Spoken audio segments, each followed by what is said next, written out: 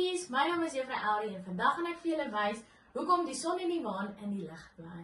So baie jare gelede, toe die aarde nog steeds nuut en vars was, het die son en die maan saam op die aarde gebly. Hulle het 'n groot pragtige huis gedeel wat bestaan uit 'n boonste en 'n onderste verdieping. Die huis het ook 'n pragtige en groot balkon gehad waarop die son en die maan elke aand gesit het en geluister het na hoe woelig die apies is in die boom.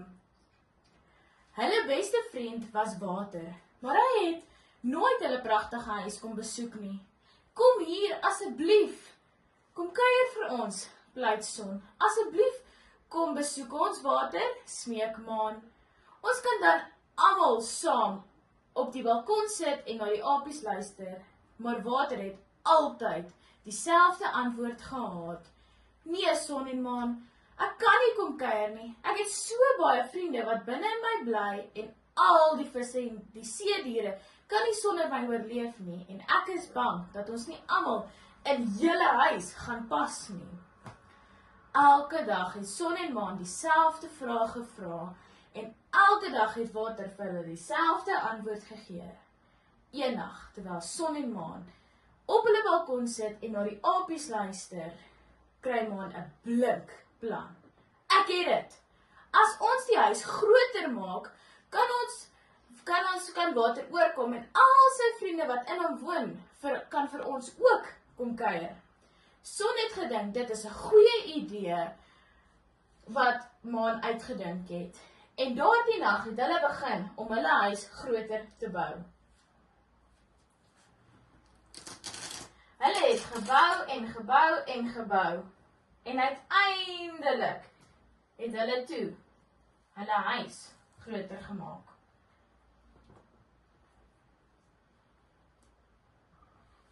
Na 'n hele maand van harde werk om hulle huis groter te maak, was son en maan se nuwe, baie groter en mooier huis klaar. Son het dadelik vir water geroep. Water, ons huis is nou groot, dat ons seker is dat jy en al die seerdiere wat in jou lewe by ons huis sal kan inpas.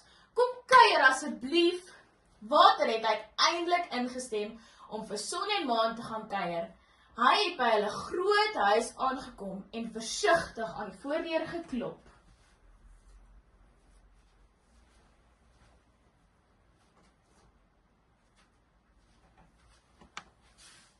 Maan het geskree, kom binne! En water het versigtig die deur oopgemaak en binne gegaan. Binne 'n minuut het water die vloer bedek en was tot by die son en maan se gesigte.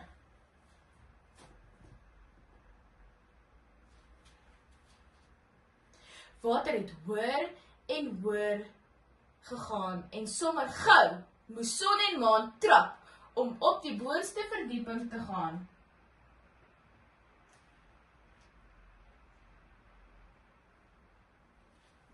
Water het dit aanhou kom en die hele huis met homself en al die visse en seediere wat in hom woon, het gevul. Kort voorlank was water weer tot by son en maan se gesigte, dat hulle na die balkon gehardloop het om hulle self te probeer red, maar water het die huis net aanhou opvul.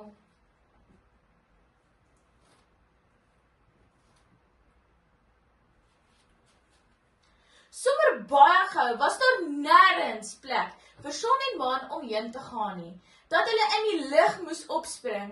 Vanaf hulle nuwe plek in die lug kon hulle steeds die apies hoor en die oerwoud sien.